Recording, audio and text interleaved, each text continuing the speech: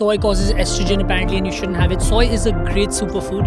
It is packed with protein and it does not cause enlargement of breasts or chests or anything of the sort. Cows don't produce milk because they're cows. They produce milk because they're mothers, just like anyone else, just like humans do. There's a direct relation between meat and dairy with diabetes and diabetes with dementia and Alzheimer's. So many people know what happens, behind slaughterhouses. It still doesn't deter them. Better than what happens in slaughterhouses, right? The death is the best part of the animal's life in the slaughterhouse. It causes zoonotic diseases like, mad cow disease and bird flu. Almost all of these have been basically originated in animal farms, right? And your main motivation to not having kids is your carbon footprint. Yeah, 100%. What if you're giving birth to the next Greta then?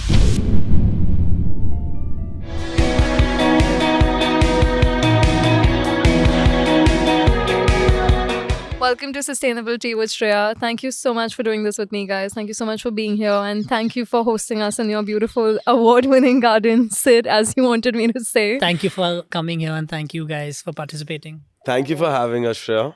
We're all very happy to be here. It seems like it's going to be a fun conversation today. We all come from really diverse backgrounds. We're all in the plant-based space, but of course from very different perspectives. Sid, would you like to tell us more about what is it that you do, what field you're into, and how long you've been vegan for?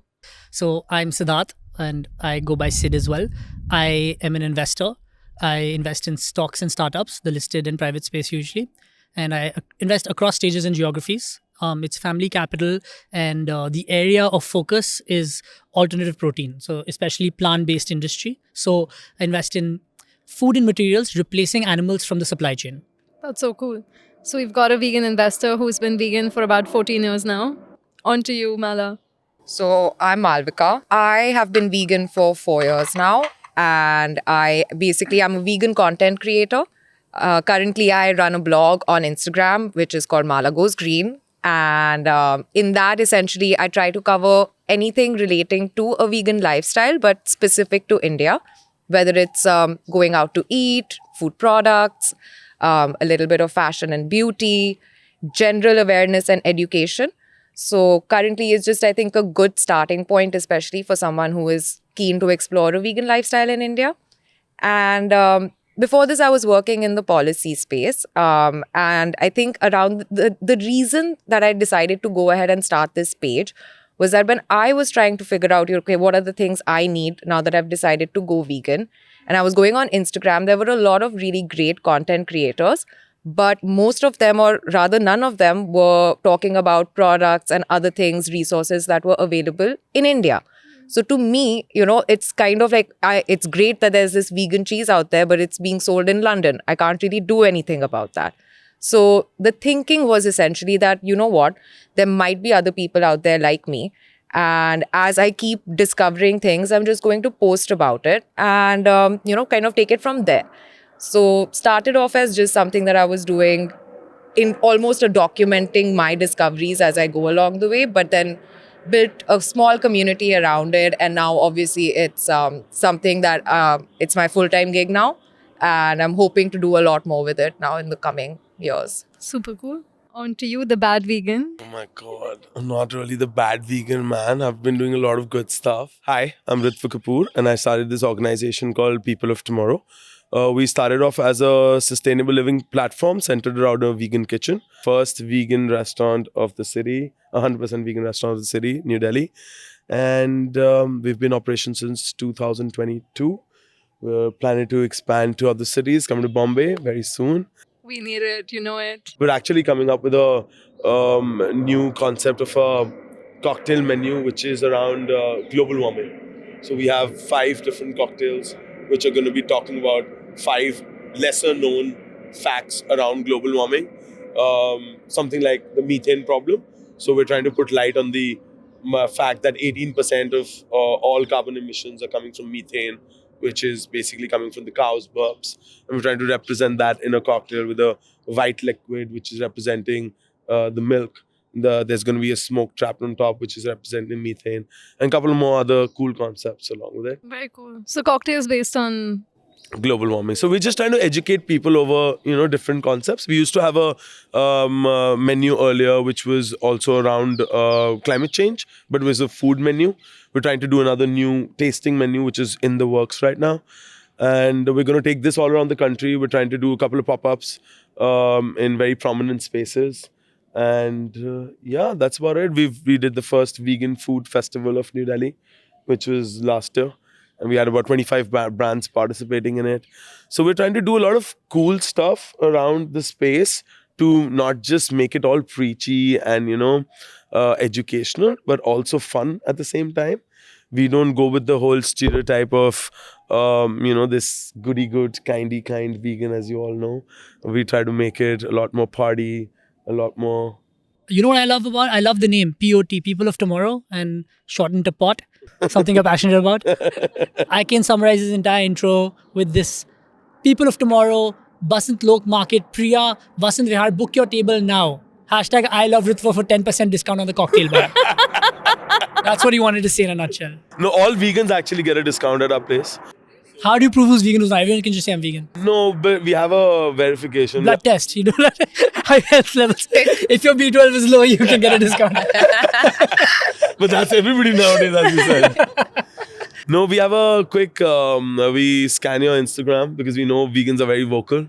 So if you're vegan, there has to be some posts about something or the other in your stories, in your highlights, in your posts and stuff. So we have a community manager. She scans that things out. Can we please address the soy misconception? Because that's a very frequent one.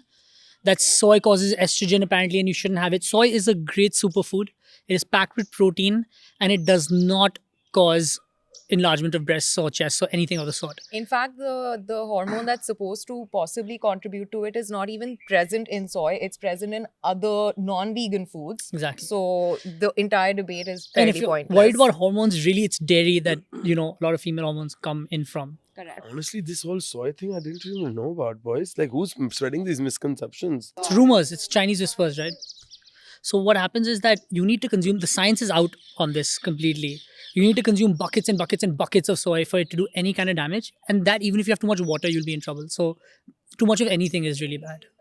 And if you also look at these longevity spots, which are based out of Asia, I think in Japan, it's a very soy dependent one of the blue zones. So it's again, it's been soy that's been consumed as a major part of the diet, and clearly there's been no health effects as is being portrayed today. So if you want to look at actual evidence of communities that are still thriving. And it's delicious. And for anyone who thinks it's not tasty, it really depends how it's made. Even if you see chicken, if you have it bare without any seasoning or marination or preparation, there can be bad tasting or good tasting chicken, right? Same way with soy. If it's made well, it's going to be delicious. And there's so many ways to make it well. But everything is flavored by plants. All the spices they use plants to flavor everything. Okay, but let's talk about that because there are a few things that were surprisingly not vegan for me, especially I think sugar was a big one. I don't know, all sugar wasn't vegan. I don't know, wine wasn't vegan. Wine, though, I knew for a while now. You've known about wine for a while. Some of it is, some of it isn't. Depends, it depends on the ingredients. What else? What were like the shocking? Processes, bro. Sometimes the ingredients are all vegan, but they have like this particular champagne. I'm not going to name it, but they soak their grapes in milk. Why would you do that? It's a tradition. It's an age-old tradition that they've been following. And not just any milk. It's like a particular goat's milk that they feel causes some reactions. There's a coffee in Bali, I think, where they feed it to a small animal. Kopi Luwak. Yeah, that one. And when they poop it out, they mix in their drink and they have it. And that's like exquisite coffee, apparently. It tastes horrible from what people have told me. I would never try it. Is that vegan? Would you consider that vegan? I don't think so. I don't do coffee. I say it's not if it's involves an animal. really I don't do coffee. The Yeah. second it's involving. Yeah. There's this big controversy about fig. You know figs? Yeah. But I don't Yeah. know the controversy. So there's this particular insect that, like, you guys have to read about it. I also Yeah, don't so know gens much. don't eat fig for that reason. No, but there is But what reason the is this? wasp. I think I'm not very clear. Somebody yeah. told me Yes. about it because we were going to use figs for one of our salads, and then one of the chefs, who's a consulting chef for us, she pointed out that, guys, it's very controversial to be using figs. And I, being a vegan, I've never known about this shit.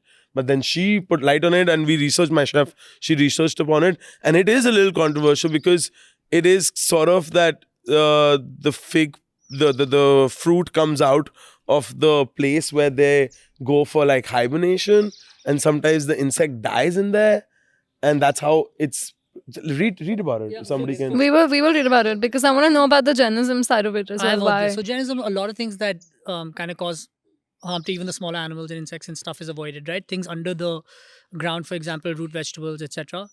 And with figs, you have a similar issue. How do we have all of that empathy for everything else, but a lot of Jain monks, hardcore, staunch Jain believers consume Yeah, dairy and use leather? luckily. So luckily, there are Jain monks out there who are against dairy, and they've said it on video, which there's a that's circulated on social media now. So I'm glad that there's that push towards that change. But there's a big myth in India that dairy is like pro-animal or it's fine for the animal. It's really not, and I think all of us can really vouch for that who've done in-depth research on this. Can we unpack that? Animals, cows don't produce milk because they're cows. They produce milk because they're mothers, just like anyone else, just like humans do. So they're kept impregnated through most of their lives. The way they're impregnated is terrible. It's either they call it artificial insemination, which is euphemism for really. The arm goes in this deep till the shoulders. I've seen it live. I've seen it on video. I've seen it in multiple areas in the US and in India. Even in temples, it happens.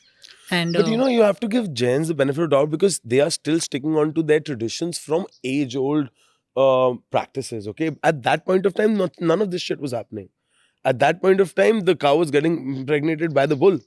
At that point of time, it was pretty much, of course, taking a milk from a mother is anyway not justified. It's according to their principles also would not be justified. But I'm saying these factors cannot be factored into their thought process because the time where they wrote their scriptures and started preaching about their practices, it was not the same scenario.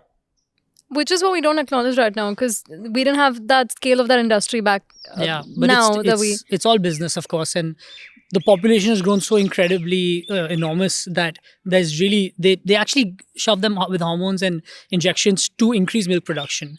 And as soon as what happens to the baby cow and the cow, once the cow is spent, once it's not giving milk anymore, they're either abandoned on the road or sold for slaughter, sometimes legally, sometimes illegally. And that's why India is the largest exporter of cow flesh. Yeah. But we worship our cows. And we should, it's ironic. No, and it's something that people really hold on to. They're like, no, not in our country, not in India. And then when you present them with these facts about how dairy, like Sid just said, operates, to point out why do you think there are so many cows who clearly have no one taking care of them out on the roads, and you connect the dots for everyone, and still it's like something that people are not fully able to accept. Where it's like, no, not in India. You're like, we are the 4th largest beef and leather exporter at the moment. Yeah. Again, there's a thing of, leather is a byproduct, whereas very clearly it's again a cognitive dissonance tool that has been implemented to remove that guilt from buying leather products. It's a full-grown It's all industry. connected. They are The dairy product. industry supplies to the beef and leather industry. Correct. They're It's all... conjoined at the hip. It's like a supply chain if you lay it out, and every single thing starts from that one baby cow, which is either basis male, female, put in. If you remove one element out of any of those, the other will become so not economically viable. So when people tell me that it's already happening, so we're just like it's not a big thing, but what they don't realize is the economics doesn't match. If there's regulation against any one of them, the whole process will collapse. But the other things people will use become... that justified jobs, right? If we were to stop consuming dairy, what about the farmers? If we were to stop consuming meat, what happens to people whose livelihoods depend on those industries? So what about that? Well, the cruelty is undeniable, right? Like if you see, a lot of it is hidden. I think most people are closet vegans because they would have basic empathy. Things like khalbacha, which is one of the cruelest practices. So the mother cow, they always keep a calf there to get the milk started because the mother cow does not want to milk for humans when we use our hands or machines. So they get the starter there as a calf. But when sometimes the calf passes away, they use the carcass of the calf there just to incentivize the mom to produce more milk, and that's called khalbacha. Gandhi was the OG vegan, actually. He was very against this, and he's written about this in his autobiography called My Experiments with the Truth. And he had a lot of regret in consuming, goat milk at the end of his life because the doctors prescribed it that time to him. But he said it's one of his biggest regrets, and he's actually the godfather vegan, if you think about it, for that reason. He never went fully vegan, but you're right. I think he spoke about how that is the right way to live. OG vegan that I read about, because we were doing this study we wanted to name one of our dishes, and we were curating a menu where we wanted to, get put light on these OG vegans. So one of the first vegans that I read about was actually Pythagoras Wow. Really? in the Greek. And he was in those times. We all know about his Pythagoras theorem and stuff, but in those times he advocated for no animal culture. Like, to be on a plant-based diet, to have a plant-based lifestyle. Yeah, but this dispels, this kind of disputes all these myths that vegans have a new age concept. No, It's not. It's at all. age old. It's age old. 100% it's age old. The other thing with dairy that you have to mention really is the cruelty doesn't stop at just the production. They're transported a lot of times. They get weak. They're live transported. They put kind of mirchi in their eyes to make them move faster and run faster. What? They tied up their whole lives. What do you mean mirchi in their eyes? So to make them move sometimes because they're so spent and they've been milked their whole lives and they're old and They they're literally can't walk. They can't walk. They rub spices in their eyes to make them run quickly. And a lot of these things are terrible. A lot of them get injured in those trucks that they're moving around. We've seen them, on the road. What is the other process called that you said? One where they use carcass of the Khal bacha. Khal bacha. khal bacha. Yeah, you don't know about this? I had no idea. They put it Same. on a stick and Yeah, sometimes it's literally a guy like walking around with a stick on the upper half at least of the calf, and they just put it in front of the mother that they need to. It's terrible.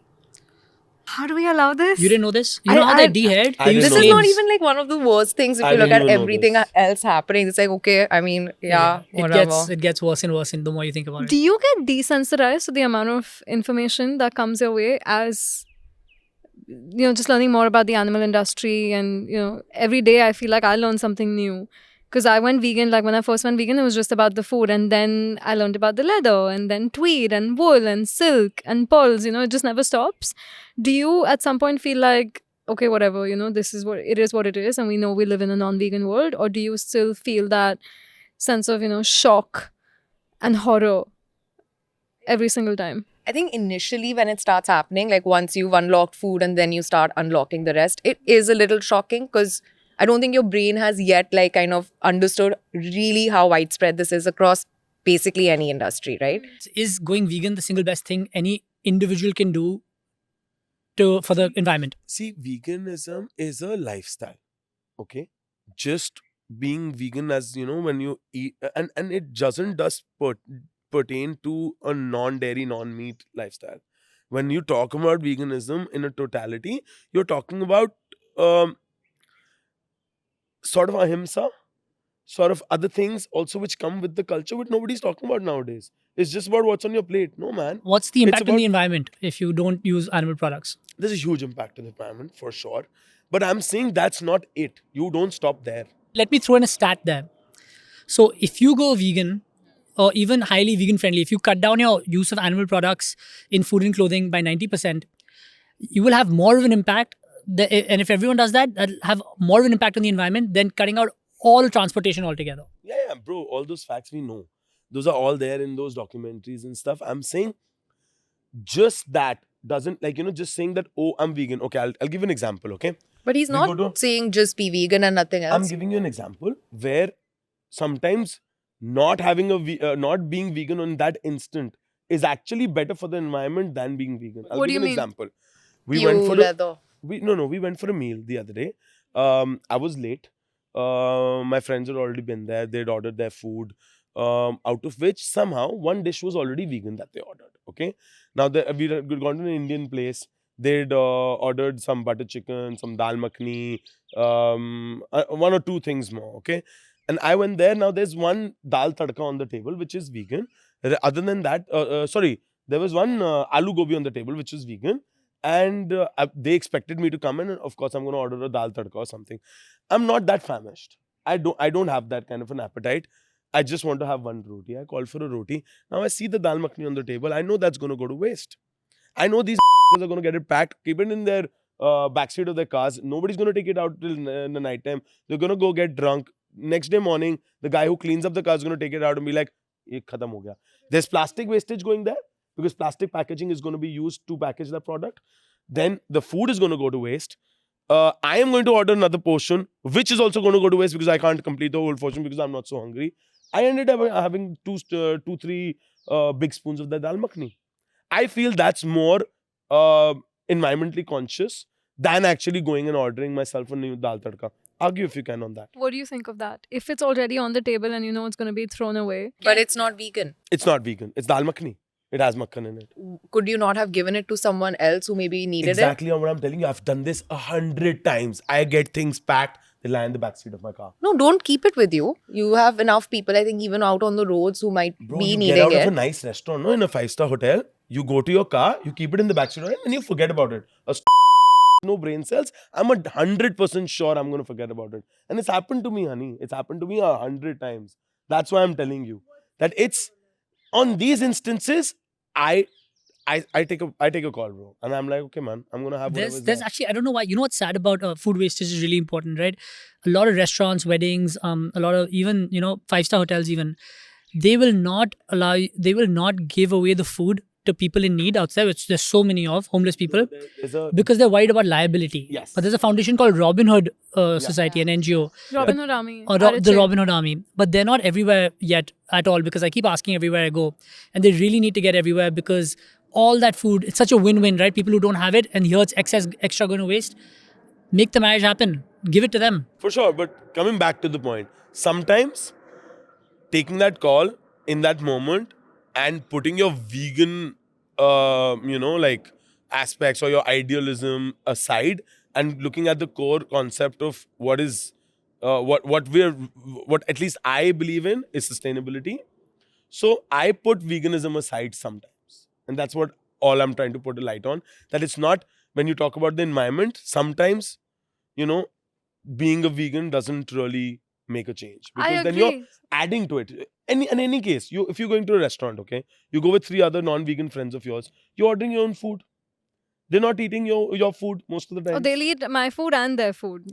See, sometimes they don't. But you pack and share, right? It's easy in a country like India where there's so many people who need it. They have so much privilege and access. You should share with those who need. But what I agree with, like what I'm with you on, is that there are instances when there are certain things that are vegan but they're not sustainable, and there are things that are sustainable that are not vegan. Like we were going to talk about some avocados. Let's talk about avocados. But before we do that, I do think that he made it really clear that for him, number one is the environmental aspect of it. For me personally, I think I would place veganism above the rest of it. I'm with you because I would place veganism over sustainability. So I would order 2 disagree. more portions of food. I would and then find let another them- solution in which I would try to not let something go to waste, but I would not feel comfortable having something which is not vegan because I believe the only solution is for me to See, consume if it it. was meat, I would also not have it. If it was cheese, I would also not have it.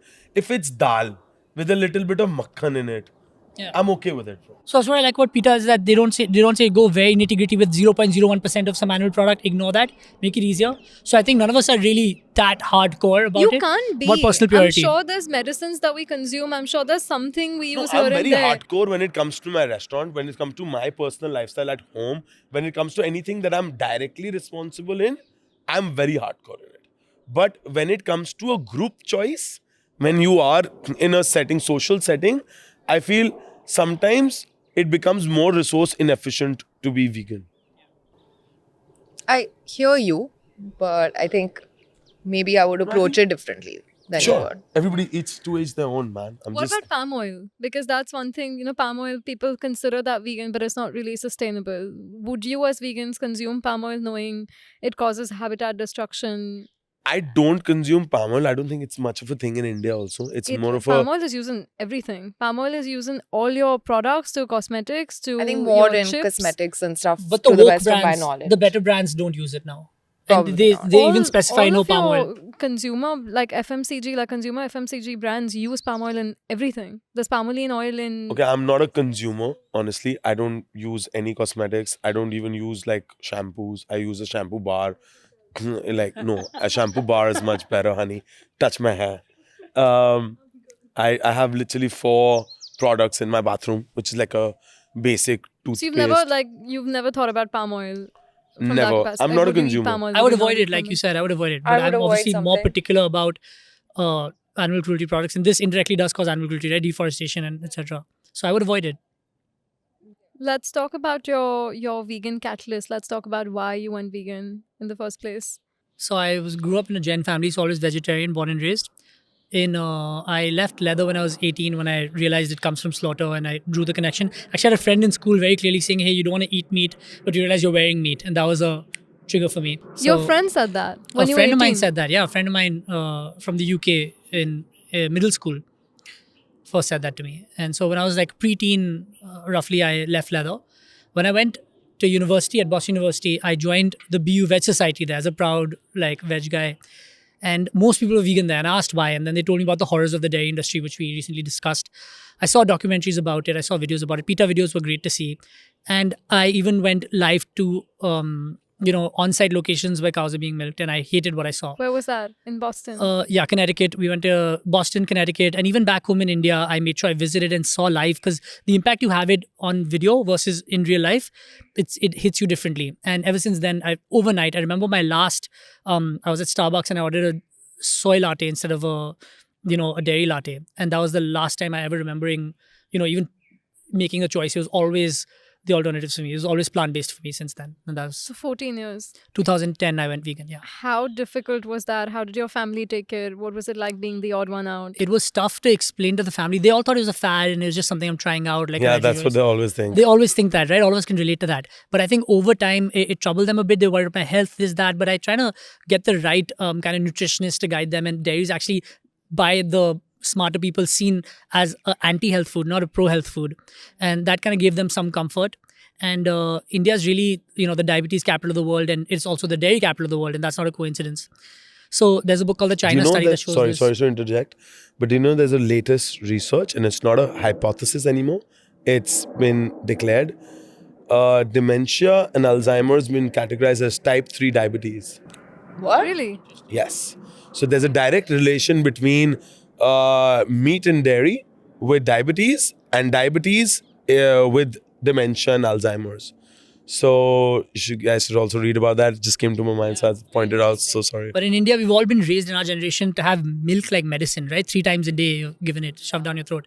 But the next gen and the new age nutritionists realize that it's really bad for health. It was been marketed by the dairy lobby as a health food. And there's a clip of Steve Jobs, actually, interestingly, that went Yeah. viral in the vegan pages, Yeah. where he says marketing, you have to learn marketing from the dairy industry, because they've sold something as pro-health, which is horrible for your health, really. It's not good for your bone density. It's not good for calcium. This is World War II. This is World War II when these guys were funded by the meat and the American army was funded by the meat and dairy industry. That's when it was made a staple part of the American diet. That's when it was subscribed to all schools.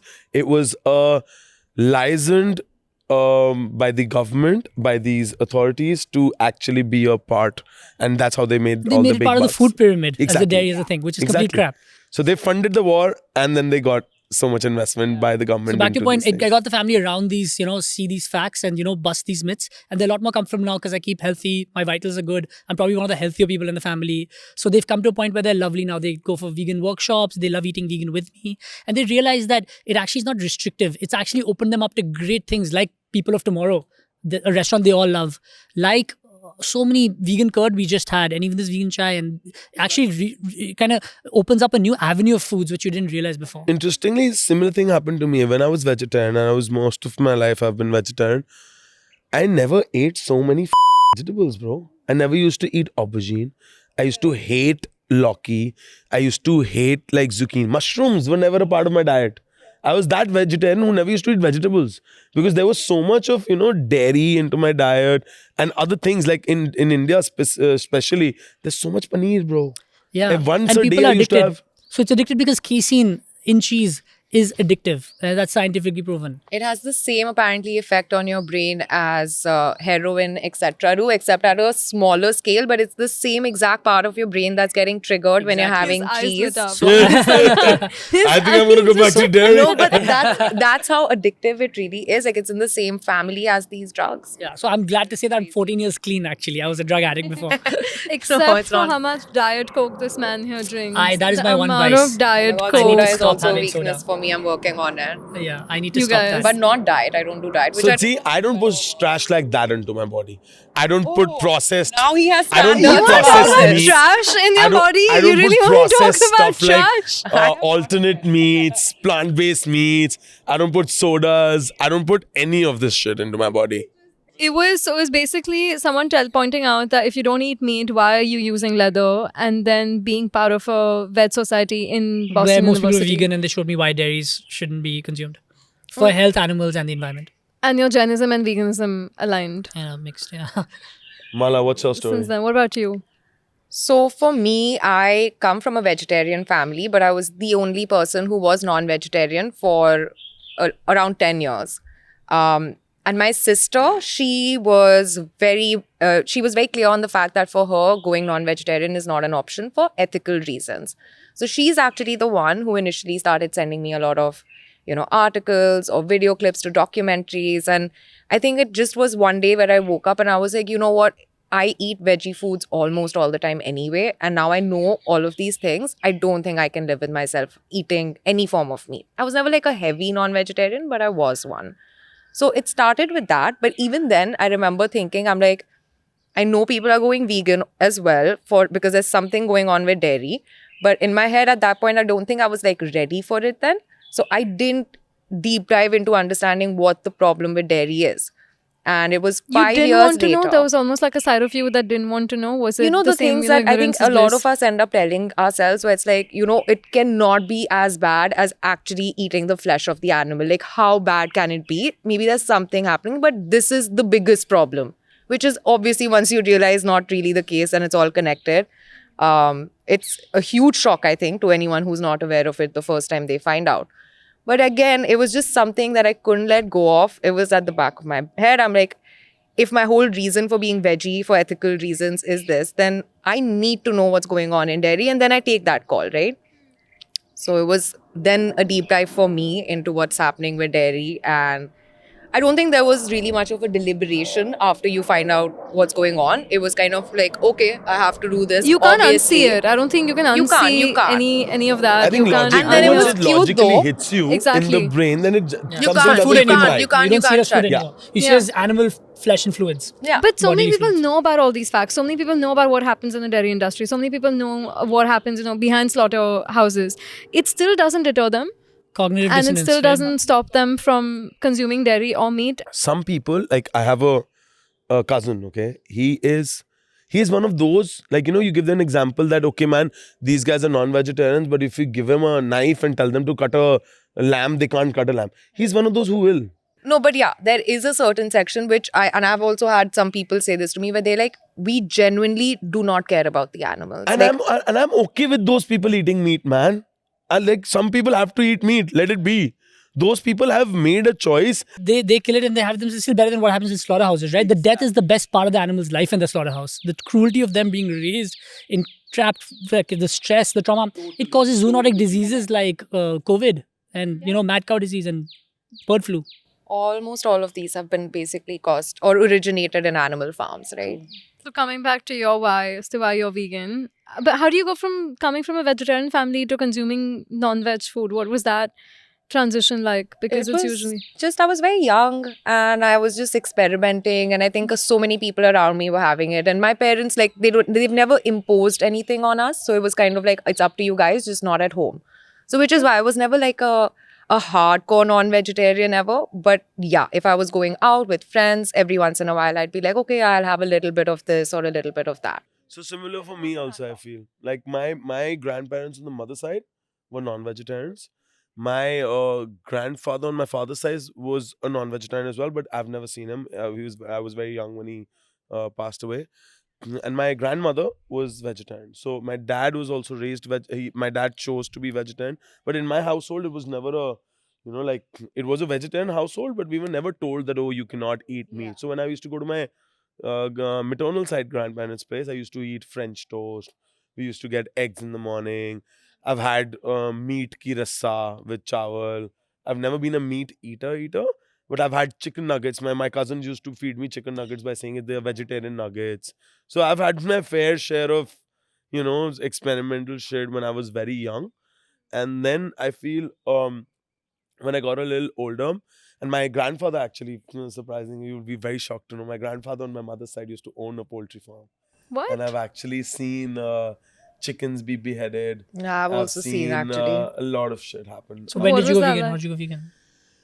Vegan was a very long journey, bro. I think it must have started somewhere around 2009, 10. Quite early. Yeah, but I wasn't vegan. Like I became totally vegan in 2018. That is when I literally. That was also after three New Years of New Year resolutions. After that, I turned actually. But where was vegan. the seed that was sprouted? Like, So- where did this So come my from? first understanding of veganism was very was oddly very mistaken. I used to think veganism as lactose intolerance because I think 10 years old or 12 years old when my uncle visited us from the UK. He was lactose intolerant. He was on a vegan diet. So my mom used to cook everything without ghee, makhan, and other dairy products for him. And that's where the mind as a young child made an association that vegan means lactose intolerant. But it is that because we're all lactose intolerant to every other mother's milk than our own mother's Of milk, course, right? but like, isn't that initially why? my whole because I never knew about all these things. As an 8-year-old kid, I didn't know about the atrocities of the dairy industry. So for me, the linking was very different. In fact, I think, on a trip in Kasol, and I was chilling with some Israelis when I got to know that veganism has more to it than just lactose intolerance. What was that more to it? So I was on a trip, and where I met this group of. They were also camping. We were also camping, and they were all. There was, I think, one vegetarian, 3 vegans, and I was vegetarian. And we were just sitting in a cafe where the server comes, asks us, okay, what are you gonna prefer?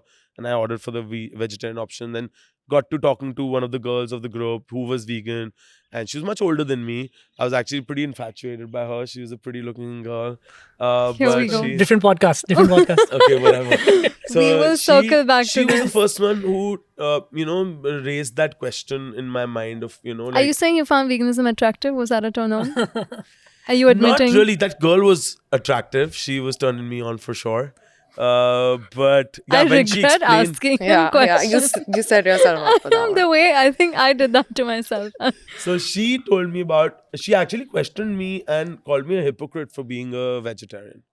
Because she asked me, why are you a vegetarian? I was like, yeah, man, it's because, I don't want to kill animals. And she's like, bro, you're actually being a part of the whole thing. And she was the first person who told me about artificial insemination. And in fact, that was a pretty big trigger, but I never turned vegan because of it. Even though I knew. So I understand. I can, I comprehend when people know facts and still don't turn, because I've been there. I've been that person. But with time, different things. So kept- what and changed? What changed from that not making a difference to you actually going vegan? I think when I learned about the whole carbon footprint part of it, that was very disturbing to me. That is what did not sit right with me. Like, we're not just destroying like one living being or one person. I'm not just destroying my body, but we're destroying this planet, which is supposed to be there forever and for generations to come, for the 8 billion other human beings and the I don't know how many billion other species on the planet, man. And I was like, no, man, I don't want to be a part of it. I was never a preachy vegan, but I was like, okay, if I can't be a part of the solution, at least I'm not going to be a part of the problem. Well said, You know? man. So it's Best thing I've heard him say today. Out of all the crap. Wow, dude, I'm so relieved. no, but it's package deal, bro. Good. That was special. That was good. No, but for me, it's like whatever road you took to get there, what matters is that you got there. Whether you do it for the environment or you do it for the animals, No, you but do it for I health. also think it's not just one reason. I don't think it's only for the environment. I think it's a build up. You keep getting to know more and more and more, and one day you're like, bro, because I got to know about the health reasons after the atrocities and everything. That trip was, I think, 2009, 2010. Health reason was when my dermatologist actually told me that I think you should stop, try to not eat. I used to have a lot of pimples. I used to have a lot of acne. And in fact, I think Any dermat you go to, any dermat, first thing they tell you is take out dairy from your diet because it's an experiment just that really they do. bad. They're like, okay, man, leave dairy for 30 days and we'll see what the results are. And my doctor, Dr. Tanvi, very good doctor, guys, you should go to her. Shout out. Yeah, shout out to Dr. Tanvi. She gave me a beautiful face. I used to, but bro, I could put a tissue paper on my face and it would come out with all like yellow red spots on it. That's how bad my acne was in school. And it's like, cleared up because you've been off dairy. Bro, as soon as I left dairy, like that point of time, I think I left dairy first as milk. I still used to consume ice creams, cheese, other things, because she also told me cheese is okay. It doesn't have that much of lactose in it. You're okay with it. It gets fermented and other things. Some chemical formulations happen. So because of it, cheese is okay, but other things you can't consume. And that made a huge difference in my life. In fact, when I turned vegan in 2018, in 6 months, my diabetes from way above borderline was practically close to zero. And I have a family hereditary from both sides of diabetes. My cholesterol levels used to be high. I have never again taken a pill for my cholesterol. And I have cholesterol on both sides of the family. My grandfather on my mother's side died because of a heart attack. My grandfathers on my father's side died because of a heart attack. I have diabetes on both sides with my grandmothers. So, and I am the only person in the whole family whose blood reports are so good now that they don't even get them checked anymore. Everybody else is doing quarterly checks. I just get that B12 check done because. But that's the thing, guys. If you're turning vegan, B12 is a problem, and I would like to. I would address- not say it's a Most people who problem. are not vegan also have B12 and Exactly. D3 deficiency.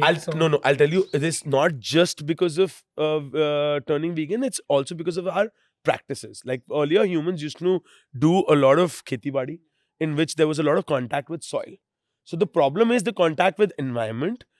The only nearest contact with environment you have is meat by consuming it. You say you disagree with the whole B12. No, I said I don't. I think B12 is very primarily spoken about as a vegan issue, which I think is again not entirely true. It's something that is difficult to get across all diets. So anybody should be monitoring the B12, number one.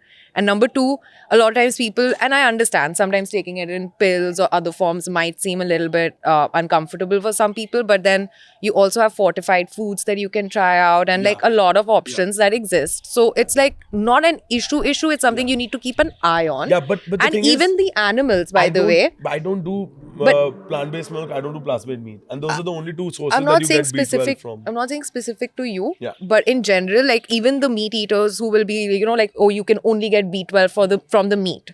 So there's two parts to this. Number one, obviously, they're also pumping up the animals with this artificial B12, which is how the people who are consuming the meat are getting it. So it's not naturally occurring in these animals. And two, what you were talking about earlier in terms of how the soil no longer really. So the animals technically while grazing from the soil are supposed to be getting that B12, which because that's not the case anymore, naturally has stopped existing. So whichever way you look at it, end of the day, it's unlikely that through a natural source, you're going to end up getting that B12. And it's important to talk but- about it as an across-the-board thing. What I'm trying to say is, if you're turning vegan, you need to be very conscious about your B12 intake from different things. And it's not Yeah. just these things. There are plants also which give you B12. And then there's the omega-3 problem also, which you get from hemp seeds and other things, which I put into my diet now. Yeah. Now I have a special salad in my restaurant, which is made for me just for my omega-3. They put hemp seeds in it. That's about it. So you just have to be conscious about it. B12 somehow is something which is lacking from my particular diet. Because I Fair. don't consume certain things. Some bodies also, even if you eat Have a meat or absorption dairy, or problem. have an absorption problem B12. So it's always great to supplement. It's not unnatural. Even if it may feel like it. So I just read supplementing is great. recently that the B12 absorption problem, it's a hypothesis, not clearly out there, scientifically proven. But the RO water that we consume, because it's not alkaline and it's a little acidic in nature, which causes the blood level to be a little acidic in nature, is why the B12 is not getting transported to, or it's a problem with absorption and transportation of B12 into the body. When I spoke to you yesterday, you actually said something to me on the phone, which was being a vegan in Delhi or being a Punjabi vegan. What is that like? And I remember your statement was being a Khan vegan is not as controversial as being a Kapoor vegan. Do you want to unpack that? Yeah, man, like people really take offense to it, especially in the whole Punjabi community and stuff. Like, they're like, why? You're a Punjabi, why are you vegan? if you're a Jain or if you're a, you know, like any other Marwadi or Gujarati or whatever. He just singled us out. He just. That's what they say. You know, like if these categories are understandable. A Punjabi being vegan is not understandable. Like it's Why not. is that? I have no idea. I think it's because traditionally we have so much of influx of dairy, at least in our diets, that it's Butter scary. chicken, right? It's a big thing. No, even Come on, vegetarian. dahi. Just Dahi, ghee. Ghee is a big one. We used to consume 8.5 But how do you respond? kgs. So how do you respond to them? Bro, we used to consume 8.5 kgs of ghee in a month in our household. Now it's down to 800 grams. Can you beat that? So how do you respond to them? Like, how can you be a I make jokes, man. You know me. why be, you know, the whole men eat meat and men eat, like, you know, how is it manly to drink breast milk also? You know, isn't that what babies do? So dairy itself should be questioned if you want to be manly or a strong Punjabi boy or something like that. See, I don't get into those conversations. As I told you before, man, I'm not in one of those, you know, have a conversation with I me think if you about say it with a smile and a veganism. smirk and a joke, people take it well, receive it, you know. Yeah, I make a joke out of it. Now we know. so not vegan to kill a mosquito. I'm Why not. would you kill a Bro, mosquito? if it's gonna kill me, I'm gonna kill Oh it. my Okay, god. mosquitoes are the most dangerous animals on the planet, by the way. Is a Dengue, vegan is a malaria. vegan to kill a mosquito? It is. Let's not talk That's about this survival. That's survival, bro. That's necessary for survival. Well, given Give me all your takes. Is killing a mosquito vegan? I don't care. I'm gonna kill it if it's trying to kill me. That's it. Look, I understand why it's a little bit of a gray area. Okay, it does carry a certain diseases, etc., that can pass on to you if it bites you. So I get that there's that threat which exists, but ideally, I think I would want to not avoid killing them if I'm in a situation where I'm trapped with it. So you asked a very good question. Is it okay to, you know, I see both your perspectives. It's not nice to kill anything. It doesn't feel good. It's not nice. It's cruel on the being that's dying. You're right. Mosquitoes are the most dangerous animal in the world. They kill millions, dengue, malaria, etc. Here is a good optimum solution. What I try and do is, have I killed mosquitoes? Yes, I have. And there's no other option. You need to protect yourself.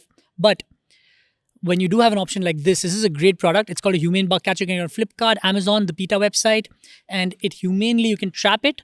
Bugs, cockroaches, mosquitoes, flies, anything can be caught with this easily. There's a magnifying glass here in case you want to have a closer look for the nerds and geeks out there. And then you just put it out your window or your room and you release it. Non-humane thing I've heard. This is very humane. You don't whack them You with it, want you to trap them. magnify and see. What are you trying to see? Just out of curiosity, to build empathy with the what you have, you know, it's just out of curiosity. You've you don't have trapped to. it in a box. You don't keep it there. You leave it to Where? live in the garden or outside in any habit. So you catch one bug and then you go out and leave it. Yeah, I do that sometimes. I think if you're in a room and it's going on and then you go to your balcony and release it, it actually You have a works. spider or you have a cockroach and you don't feel comfortable sleeping there with Cockroach it. spider, I understand. With This is it. what it's for. It's called Those a- I don't kill. It's called a humane bug catcher. Oh, so you Bug. don't kill it. I don't kill cockroaches and they don't do no harm. Right. A cockroach can come and sit on me and so I won't do anything. Mosquitoes only, not even flies. Coming back to people coming up to you and saying that, oh, we've tried vegan food for the first time. Is veganism foreign to India? Is veganism foreign to our culture? It's definitely not foreign to our culture. I think it's very much embedded in our culture. I feel it's the land, our land is the land where it came to living because that's what, our ancestral inscriptions and stuff always detail into. There's a huge myth around it though. Like a lot of people, as suggested before, I told you before, that come up to me and they tell me, oh, this is the first time I'm having a vegan meal and it's so amazing. And I'm like, and you've been eating dal chawal, rajma chawal, everything. And most of the things in a Punjabi household are also made in sarson ka tel, which is basically mustard oil. And it's the ghee and makhan is only traditionally was only used for festive times or for, or in a particular segment of the society. Not everybody could afford ghee and makhan at that point of time also.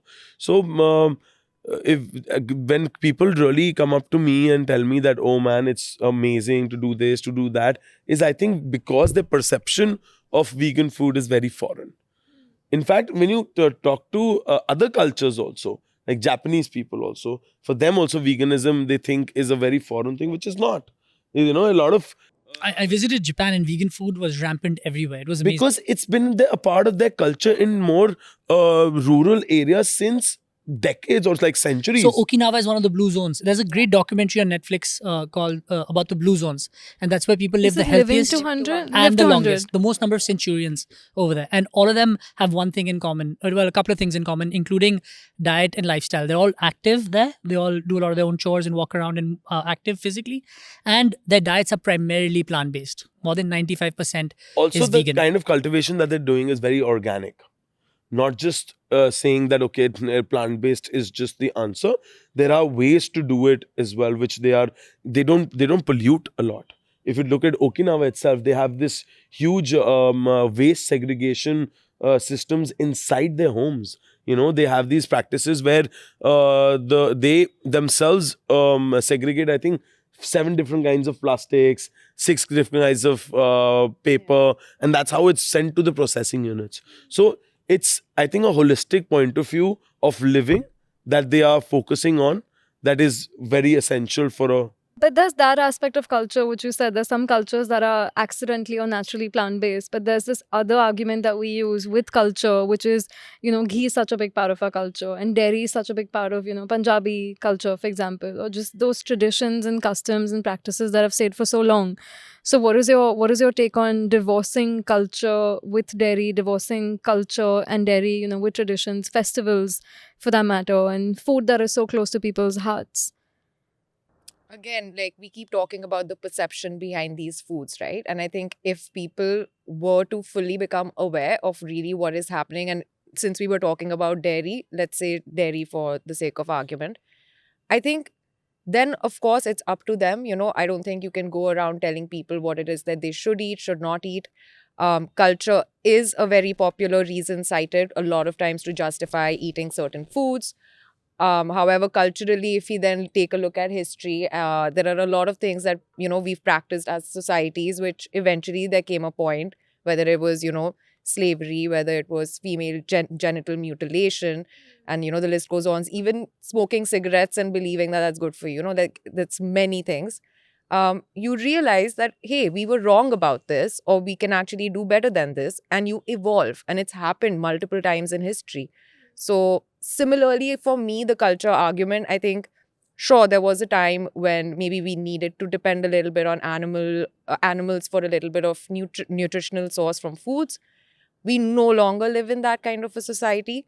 I don't think culture then really is a justification for allowing this to be happening to the animals and saying that there's no other choice. Of course, there's always a choice. It's also part of our evolution, no?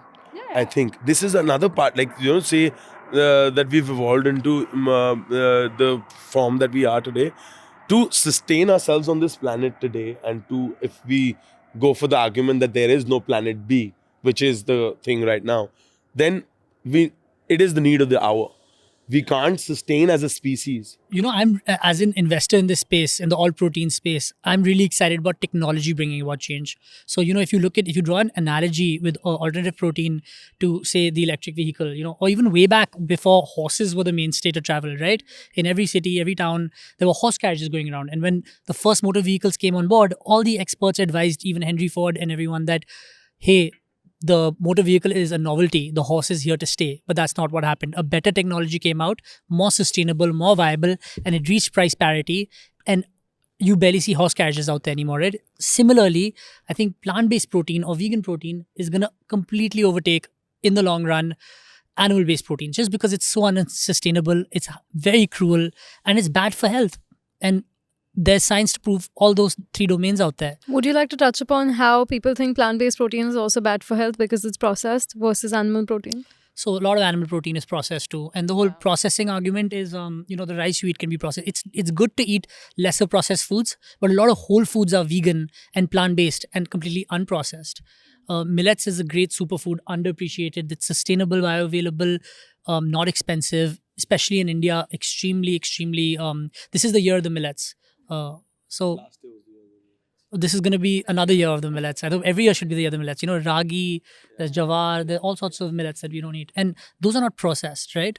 So it's just a sub-segment. Now, if you eat a Beyond Meat burger, is that processed? Yes. That can be a cheat meal. You know, it's not like the other meat burger isn't processed or is healthy for you at McDonald's. It is. So you Yeah, have your that's the unhealthy worst vegan argument food.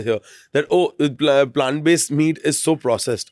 All meat is processed. Exactly. And And again, it's worse. It's a totally different argument. Like then it's so healthy versus processed foods. It's not about vegan versus whatever diet. Yeah. I don't condone any kind of processed foods. I would say do not do anything. But if you have to, then I'd say go for a plant-based protein than a... Yeah. What about affordability? What about people claiming that vegan food is so expensive? It's not for the masses. How do we feed a country of 1.4 billion people on a plant-based diet when it's going to be so expensive for them to Matra afford? kulcha costs you $10. Yeah. Pani puri is 15 maybe. I'm glad we're dispelling this myth. Yeah. There's expensive meat-based food. There's cheap beef-made food. There's expensive vegan food. There's cheap If vegan you food. if you compare apple to apple, plant-based food is always cheaper. In And India, in yeah, all especially. countries. Any day. And All again, countries. Especially India. Especially India. And again, if you're looking at, okay, what is maybe the cheapest, most accessible sort of fully nutritious plant-based diet that I can be on, and you're looking at your basic staples, all of those cover all of this. So everything else is really additional, right? And then it depends on your own tastes, your, whatever your budget may be, etc. So the concept, I think, because there's just this image right now of like, oh, if you're going plant-based, you have to get all these fancy things. Only then you can be healthy. Completely untrue. And again, you mentioned the blue zones earlier as well. That's what they showed again and again. Most of them were rural communities, and they were living off food that they were growing on their lands, and living to be the longest while being very strong. That's the difference. And it's that, yeah. The evidence is out there. It's just this this image that has been created around it, unfortunately. You know what's encouraging though is that these myths are being busted, and thanks to podcasts like these, more and more people are understanding that the science is out there on this and the proof is out there. And over time, it's really encouraging to see more and more options out there for people who want to eat more plant-based, who want to eat healthier, want to make kinder choices for the environment and the animals and themselves. But paneer is a big one for people to let go of. I still hear this argument that you don't get as much protein in Funny plant-based. Nanny is the answer. That's a great brand. So Funny this Nanny, is a startup brand placement. called Funny Nanny. Loved it. Earth Cafe, Funny Nanny, paneer roll. Earth Cafe does have it, but Lovely. you can order it directly as well. It's a early stage startup, but they've made a fantastic product. Most paneers are made, or most vegan paneers are made from soy or tofu, right? But this one isn't. This one's made from watermelon seeds, and they have done it in a fantastic way. It's clean label, it's minimally processed, and it's delicious. It's delicious. And the texture is really good The too. texture is so good. good. And it's as much, or actually a bit more protein than actual paneer. Really? Yeah, so they've really checked every box, health-wise, taste-wise, More protein packaging-wise, than product-wise. More protein, the camel much protein. more than your average paneer. Guys, also tempeh. Anyone else here on the tempeh I train love here? tempeh. Same. See, there's kinds. There's different kinds of tempehs. Just like there's different kinds of tofus. Apart from like Funny Nanny, there's also plant-based protein sources, right, that are in our diet. So if people argue so strongly for paneer and can't let go of that, what are protein sources that we find that are Chana, cheap, rajma, affordable? dal. Edamame. Chola. Chane, rajma, dal, tofu, tempeh, and But you edamame is already also named foreign. them. You named them. So I'm Okay, giving name other all ones. the whole food protein sources under a minute in 60 seconds. Go. I'll give the floor to all three of you. People have Google on their laptops. No, They can just- go for it. Tofu, Go for it. tempeh, lentils, beans, chole chana, nut seeds. nut seeds, especially like pumpkin seeds. There's like Broccoli, I heard, has a lot of protein 30 in it. something grams Recently, I of protein noticed. per 100 grams. Unfortunately, there's no broccoli lobby to market that, right? Like the dairy lobby and meat But lobby. broccoli also has calcium, if I'm not mistaken. It Is that the main, I think, nutritional It thing does- with that's why, broccoli? that's a fun thing you said. All the animals people eat, right? The three most eaten animals in the world: chicken, cows, chicken, beef, and pig, right? All these three animals don't get their protein from animals. They get them from veggies, plants.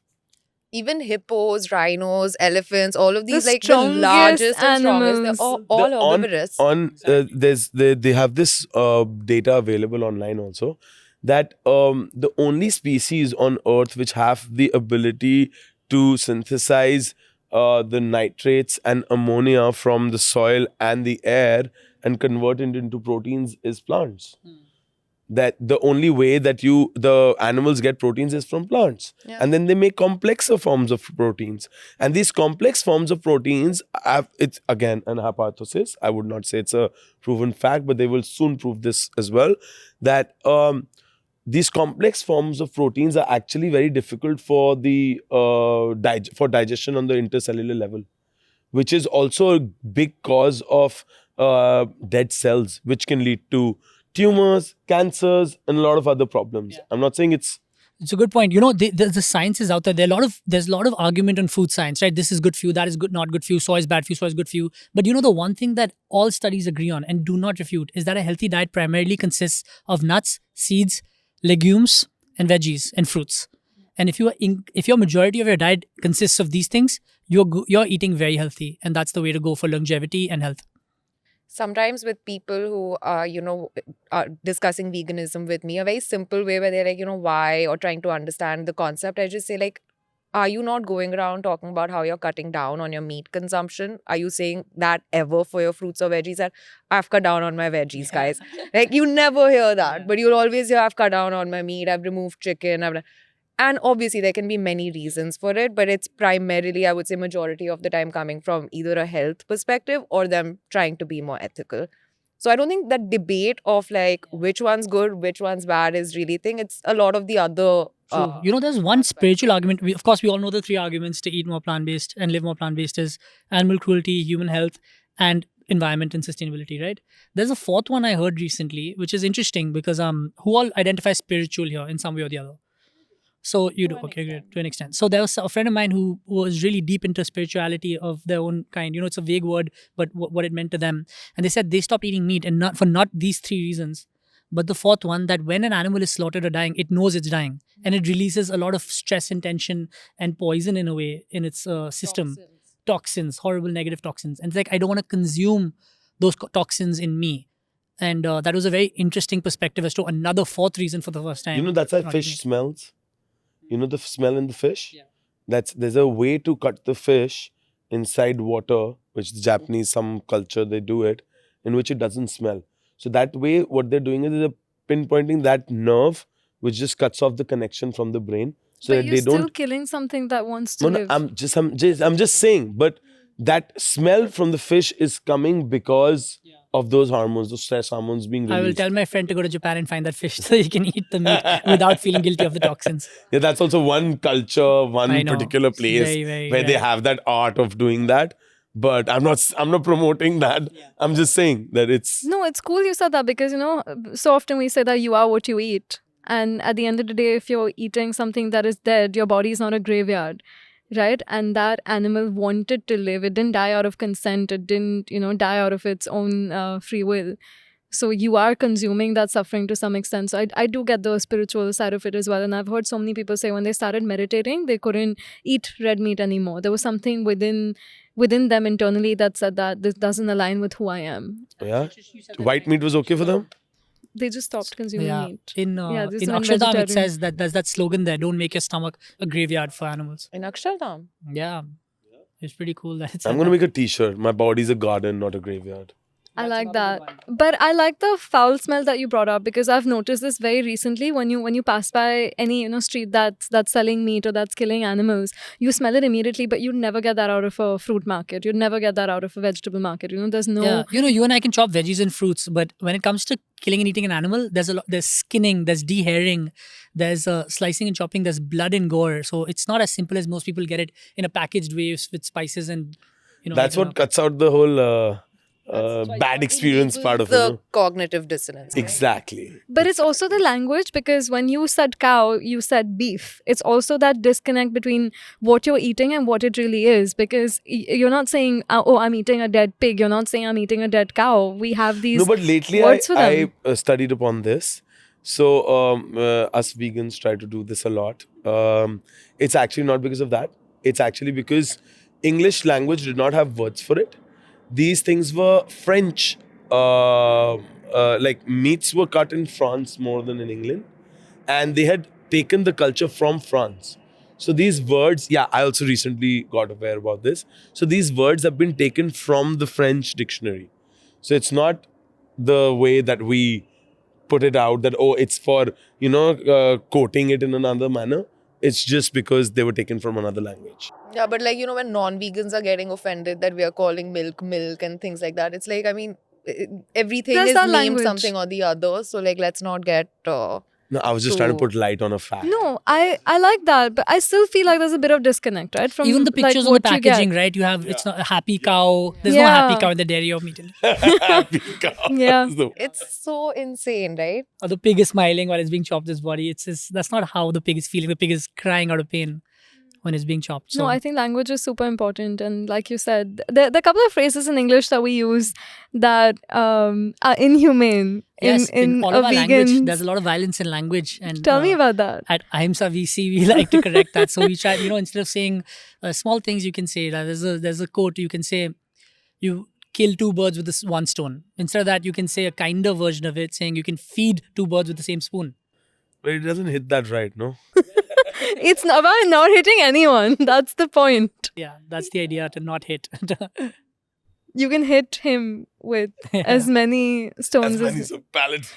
A great book about this called what's that book called? How to Win Friends and Influence People. Luckily, I haven't had a problem with that ever. I think you need it at this point. Clearly, But you do that. vegan dating, when we were talking about, what do you say? Vegan swallowers. That's how we got into this. I don't know how we got into this, but So vegans have Have- stronger erections and their cum tastes better according to scientific studies. And this is in a lot of good documentaries covered in Yeah, there's Game Changers. I There's, wouldn't know, bro. I've never dated a vegan. There was a twin experiment as well that just came out. Oh, yeah. You That are was what a you really eat. nice one. It was fantastic. But yeah, in that as well, I think one of the factors tested on the women was like your sexual drive versus a non-vegan person. And there was like a huge difference. So that's what doesn't help being single. What That's the a Health different is thing. another really Wow. good documentary dispelling a lot of myths and shows a lot of good scientific studies. If anyone's curious, What the Health is on Netflix. But the latest one that I'm eagerly waiting for is Christspiracy. Look at that. That You're was so Dude, vegan. I had a friend, she gave me a buddy pass to watch it He online. invested I in can get it. you that. Imagine he had the Yeah. tickets and I he had didn't the go. good Be at the fortune premiere right opportunity now. to invest in it. I'm really glad I took that because it's going to be a fantastic film. The trailer's amazing. You have to And we're watch gonna do screenings Christspiracy, of it. guys. You have to It's Christspiracy from watch the is makers delicious. of Seaspiracy and Cowspiracy. This is called Cowspiracy Christspiracy. is my first vegan documentary, guys. And it was way after I turned vegan, so it's not got anything to do with me turning vegan. But honestly, the kind of facts that I got to know in that one were marvelous. And after that, it was just like it reinstated that, whole thing of And like a lot why I'm vegan, how important Yeah. it is. And a lot of these are narrated by really like A-list celebrities, Like you have Joaquin Phoenix, who's a Sick. champ. His Oscar speech actually when he won the Oscar Yeah, man, for that the Joker. was. It's giving me goosebumps Yeah. right the now. cause he spoke When you about talk about was this. amazing when animal moments like abuse that and going happen. vegan. And he particularly pointed at the dairy industry, saying how cruel it is. And I wish, what got a lot of press was not his Oscar speech, but that slap of Will Smith's. And everyone was shocked and reacted so, incredibly to that. I wish they had reacted like that to Joaquin Phoenix's Oscar speech. If that slap wouldn't have happened, I think the speech would have been the highlight of the, yeah. It was the same year? I don't think so, guys. I think No, it he wasn't won the same I think year. it's different. It wasn't the Stu, same year. I think it so, was different. But still, I wish people had reacted as overwhelmingly to the controversy sells, right? But I loved his speech. And who another climate hero is Leo DiCaprio, who has also narrated a bunch of these documentaries. Leo's my vibe of a vegan, huh? Lewis Hamilton too, guys. Lewis Hamilton. Lewis Hamilton is fantastic. Lewis Hamilton, yeah. I think he's such a committed, actually, like he's practicing what he preaches. His He dog talks is about vegan. it. Roscoe. His dog is She vegan. knows Not the only is dog's he a name. champ, he's also an investor and entrepreneur. So his I was really lucky. I was in Dubai and London where I tried Neat Burger, and they were So good. delicious milkshakes, burgers. Lewis, So if you good. see this, bro, I need an investor. Looking for some money. Another champ on top of his game, just like Lewis Hamilton is in F1. You have who's the GOAT when it comes to tennis? Djokovic and- Serena, Venus. Djokovic, Serena, and Venus, right? All three of them, all plant-based champions. I didn't know this. All three of them vegan. Really? And for like a substantial period of Wow. time now, not recent converts. If we had to describe the type of vegans we are, but for each other, can we start with him? I'll go first. I think you are unfiltered, you're authentic, and you are someone who is genuinely trying to be a pioneer in the food space and the restaurant space in India when it comes to showcasing veganism. And that's very, very cool. Thanks, man. A little bit Pleasure. annoying as well, but I'm willing, Very willing to annoying. deal with that. It's fun. Given the rest. It's not annoying. Yeah, I'd agree. And I think you're controversial, you're confident. I think you're a risk taker, entrepreneur. And the only thing worse than being talked about is not being talked about. So it's a good thing that you like being talked about. And, all publicity is good publicity in a way sometimes. All publicity is good publicity for sure. So you're So always when in am the I news. seeing those dollars in my bank, honey? Dollars in the bank? Keeps calling you honey. Don't. Yeah, it's one thing he calls you guys honey. I'm honey for him as well, huh? We're all honeys, I Everyone's guess. a Yeah. honey. Yeah, a lot of honeys. Same thing. I think just badass, really cool, rebel, but without any cause, but lots of causes at the same time. No, but badass vegan for sure. Definitely doing things not in the conventional way. And we need someone to push those boundaries as well. Like a lot of us are defined and looked at in a certain way. But you're changing the perception of what veganism is and who a vegan is as well. And I think you're definitely making it cooler. So this is the nicest I'm gonna be to you ever. Thanks, And man. I'm Thank you gonna so much. stop right there. Now he's blushing. Now he's like, no Yeah. more jokes. Nobody's for a bit. talked so many good things about me in a while, huh? Not gonna happen again. Mala. Mala. Oh, for me. Yes. So others will have to say no. Yeah. my God, I was asking her. Yeah. extremely nice right now. Just remember that, okay? Paid forward. Paid back. So Mala is, I think, a very helpful person. She's been trying to help out a lot of smaller vegan brands. And I would say as a brand, we're also very small, and she's definitely come through whenever we need her. She's been a great advocate for the brand, and not just ours, I would say, for a lot of other brands. And there's a huge non-vegan population that is socially acquainted to her, not just the following on her page, but like her social influence in the Delhi circle at least is has given us a lot of benefit as an organization, and I'm pretty sure it's given a lot of benefit to other organized smaller vegan businesses as well. Other than that, I get educated on a daily, weekly basis about vegan options at different restaurants just because of Mala. I got to know about the options at Kara because of her, and then I went there and ate those things because even though they were never neighbors, I never thought they had some good stuff on the menu. And that I think that's very important for us as a community to have more places to go and experience outside, because it gets very restrictive if we are just bound to those 2, 3, 4 places with those 4, 5 items on the menu. Yeah, I'd say Malvika is very polite. She's very kind. She's open-minded and she likes to learn. I used to call her Malavika for the longest time, and she never corrected me. Ritva corrected me once and I realized I was wrong because she has an extra A in her name, but I realized it's pronounced Malvika, after which I corrected myself. But, men lie, women lie, numbers don't. And I've seen her numbers grow from small to quite big now and growing aggressively on her Insta page, testament to the good work she's doing, covering all sorts of vegan events, food and trends. And I'm excited to see her page continue to grow. Thank you. Guys. Yeah, but she also has this kind of dignity and self-respect where she'll be kind and polite, but I don't think she'll allow people to take advantage of her. So it's a very good fine balance she keeps, in my opinion. And love the relationship she has with her sister Anushri, who's also a plant-based champ. And I feel like they're good friends along with just being sisters as well. That's so sweet. I can't wait for it to be my turn. But In fact, it was my sister who made me go back to being vegetarian, and then I made her go vegan. So we both Wow. kind of Nice. Encouraged. Yeah. Ping pong amplify game. that. I, Yeah, I love literally. that. But the first time I met you was at the vegan festival. We were on the same panel talking about beauty, fashion, and that's why I really connected with you for the first time.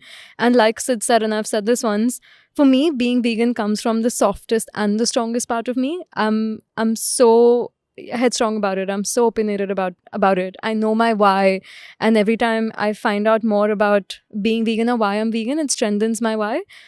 But it's also soft because it's for the animals. It comes from the empathetic.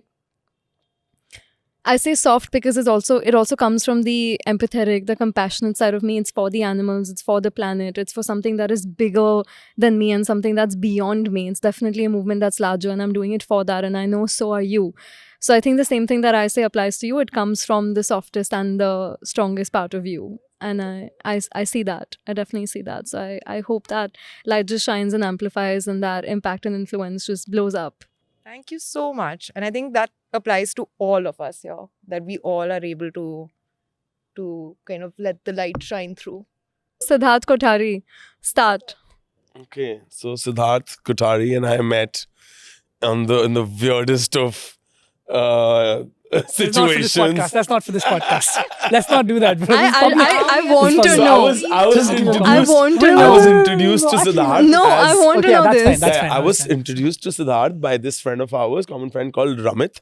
So this guy told me that one of my friends, he's a vegan investor, and he's coming for a dinner date at your place. And I thought, he's on a date with like his girlfriend or somebody, whatever. And I thought this is a chance for me to go sit there, plug in my whole agenda, my brand, and, extract some money out of him. Ended up being that he's on a first date and I crashed it and sat there the whole night. You're the reason he's still single. It's literally, it's you. It's you. It wasn't a date. I was meeting a friend, and and Ritva tagged along as a third wheel, obviously. But he was actually really fun by the end of it. He popped open some wine and took us out later that night as well. And it ended up being a good friendship, other than him pitching POT, which Yeah. Okay. he still does sometimes. But maybe we'll But get I there one still want day. to know about this hidden story that he's not. This was it. He just said it. That's what I Okay, know. fine. Fine. There's more more to to the But- story. You know, I'm not this gonna was say. this was not a love story. This is me, you describing Sid from a third perspective No, as what type of a that's how I vegan. met him for the first time. So my first interaction was very formal with him, and after that, I think we became. I would like to think that we are friends now, and I like to we do a lot of these food thingies together. We go to Leo's sometimes, something or the other. I'm actually thinking of starting a food group, which Siddharth's going to be an active part of. And yeah, man, I think he's What's doing his great work. personality type? What type of a vegan is Sid? How do you see him from an outside perspective? I think. Who is Siddharth Kothari to you? I think the space that professionally speaking, the space that he's in, not many people are there. And he's a pioneer in his own way. And I feel the kind of encouragement that even if it doesn't matter if you're getting a small piece of money or whatever, it's encouragement at the end of the day when you invest in a small business.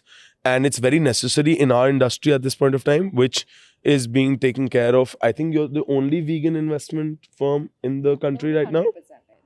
Ahimsa as a complete mandate is completely plant-based, all protein. Yeah. So I think that's very necessary, especially in a country like India. Let's start with Mala. Mala, who is Siddharth to you?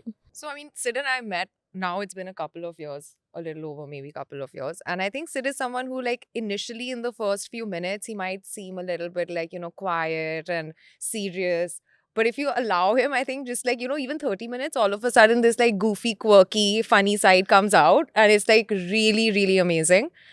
So banter is always great. And I think in terms of even our vegan philosophies or how we think about veganism, there's a lot of commonality. And I think that makes, that person more relatable, and you can actually sit, and it's like a safe space for me to be able to have these conversations with you. And I am very grateful for that. So, and he's always extremely well dressed. So that's a very important one as well. Always sharp, love it. So again, kindness, fun, and an open heart, I think would be like at the top of my head, the things that immediately come through when you meet him. Oh, thank you. Nicely said. I didn't know I gave a serious impression in the first initial. Just like a little bit at the start. Yeah, a But little then you become intimidating more. too. For the first time, yeah. Not intimidating. Yeah, a little. It's amazing how my school friends would have a completely different perspective to friends I meet today, to the vegan community. Like, I feel like I have different personalities that come out in different groups. You guys have that? Of course. But no, thanks for sharing that. That seemed very candid. I mean it. I Interesting. mean it. Yeah. No, same. I agree with that. I think you're one of the most generous human beings I know. You're so giving. You're so kind. I've honestly gotten to know so many people in the community because of you. Like, networking skills, I'll give you like 100 on 100 for sure. So definitely very, very open-hearted, very giving, very kind. But you're the only vegan I know who does this for the animals but doesn't really like animals. That confuses the hell out of me. I just have hygiene issues. Like you never touch a dog, would never Yeah, I don't touch a pet the cat. player. I don't have pets. You're like, oh, I'm vegan for the animals. I'm like, yeah, but I just don't like you don't even cruelty like to them. So, yeah. Even that's the first time I've heard He's it like, as live well. and let but I live. respect Yeah. it. Exactly. I don't like respect cruelty on it. humans either. I just cruelty is. It's a big follower of ahimsa, and you definitely do it for all living things, but Just no petting. yeah, no petting. It's the fur that goes around and the licking and I can't take all that. But it's okay if you want other people to touch your fur and to pet Yeah. you and to do That all of he that. loves. Different species. Yeah. He loves to be pet. This is getting after hours now. This is getting Okay, dangerous it's in my territory. turn. It's in my turn. It's in my So turn. excited. So excited. Okay, no. He's gonna Ha- go. He's gonna No, cover no, country you stats guys and- go. If you do a good one for her now, na? Have you finished yours, or do you want to I go haven't for finished Sid? mine. I'll finish mine. For but I've Sid? done a little bit in the starting. I've done half, and then I would like to point out that Sid has actually been one of the people who's made me network with most of the cool vegan sector. I don't like to really mingle around with vegan people much, honestly, and whoever he's introduced me to have turned out to be of great help in expansion plans or other things, and he's always out there to help you out. Like, if I need something in Bombay, I called him up a couple of times and things. So yeah, I think it's very necessary for us to have somebody like him who takes all his friends to 11 Madison Park's Yes. vegan dinner. Yes. Yeah, all his friends, I said, not me. I mean, I'm not complaining. I also wasn't invited. I would have flown down. Yeah, it was for the Bombay vegan group. Sorry. We're just better than you. The whole But yeah, Bombay man, Delhi thanks, animosity. Took you some time, but the good stuff came out. Yay. So we've got the social, the networking star, the giving, the very open-hearted vegan. We've got the social as well, but also the influencer, the advocate, the activist, the content creator, and we've just got. Do we have anything positive here in this bucket? No, we've got the badass, the unconventional, the cool, but also bad vegan at the same time. Okay, it's my turn. Oh no, She needs a little bit of pampering, guys. You start. please, about time. But all of that was very sweet. So that was super cute. And again, I think, as you mentioned, we met a few months back for the first time. And it's always exciting to meet another vegan, and especially someone who, again, we were both there to talk about the same subject around beauty and fashion. And I think before we went on stage, we had a little chat for like about an hour before we went on stage. And even though it was supposed to be basically around what we were going to discuss on stage, we ended up kind of bonding Talking and about sharing a everything lot of else. stuff between each other. So I think it's a very great trait to have, where you can make a person immediately feel comfortable with you. And I think that's something you definitely possess. So I think your podcast will go, hopefully all the future episodes as well, really well, because that's, I know that's something that you possess. And again, there's kindness, there's, it's a judgment-free zone. And I think you kind of create that space around you as well. So that's amazing. And you are, again, I'm sorry to repeat, but I have to say it in this case, especially extremely well dressed. And I love that. Oh, thank So, you. yeah. Yeah, just me who's not well dressed. Yeah, The rest yeah. everybody is. Does he win the I'm sorry, fashion the hoodie cake? Do doesn't I make win the the cut. fashion cake? Like, You do. I have some friends who would disagree with my fashion choices only. I'm a comfort first person. No, but from what I've seen, I would like to say some things about Shreya for sure. Firstly, I would like to start with Meet Less, Meet More. I think it was a great working thing. I think I would love, if I was in Bombay, I would have visited each one of them. I made a couple of contacts there. In fact, I'm going to be working soon with Eden. I met him at your thing. You know how Eden? cool from Auroville. Yeah, Yeah, of yeah. course. Mark's So- Cafe. Yeah, so I don't know, he's from Mark's Coffee and whatever. So he's trying to visit us. I'm trying to visit Orville. I met a couple of other people that I'm initiating certain other works. And Vic was very helpful from Earth Cafe. He gave me a couple of contacts for real estate and stuff. So I think it's very important for somebody to actually get into the space and, make all the people from the society, from the community, mingle with each other so that we can network and grow as a community and not just alone. and the way you guys have placed yourself, and there's a lack of influential people in the general society who are vegans, and I think that you and Amy are really acing that category right now, and it's a great platform for people like me who are getting into newer markets and need that platform to engage with different people. In fact, I met Kunal there, and we did the Agio Lux weekend with him. So it's turning like, that one meeting got me like at least 5-7 contacts where I'm separately working on individual projects with them. I love that. I love that so much. That's literally why we started it. Yeah. It's coming to work now. Thank you. Yeah, I think Shreya, I think you're definitely one of the stars in the vegan community, because I think you're raw, you're very yourself, you're not ashamed to be yourself, you're proud of who you are, you're very comfortable in your skin. I don't think you like to take no for an answer because you're a go-getter. And even whether it's your Meat Less Meat More event that was, a big hit, or this podcast, which will be a big hit soon, I think you are a high achiever, and you try to, they're givers, takers, and matchers. And I think you're a giver, because every time I've offered you any help or done anything for you, you've come back and, offered me more. And that's really kind of you. So I'm excited to see your career grow in the vegan world, especially its sustainability and the themes you're passionate about. That was so sweet. That Thank was you, very guys. cute. Thank you. Yeah. I didn't Also, even realize how important- many I just realized while this conversation how many connects I made. at That's Meat Less, everything to Meat me. More. That's honestly Yeah. everything. And by the which way, is- I didn't bring up Meatless, but even I was there. Even I met many vegans, and it was like great and Yeah. fantastic. I couldn't get in touch with the Plix founder for like a year, and then suddenly he You was know there, Nakash and now we're for friends. years. Yeah. Yeah. So it was No, great. I Also- actually made business out of it.